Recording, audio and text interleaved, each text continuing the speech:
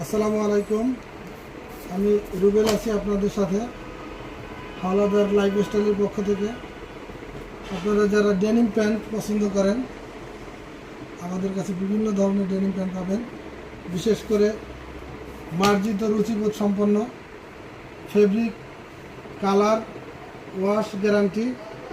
আপনারা যারা পাইকারি নিয়ে ব্যবসা করতে চান এবং খুচরা যারা চান, আমাদের স্ক্রিনে নাম্বার দেওয়া থাকবে, ওই নাম্বারে যোগাযোগ করতে পারেন।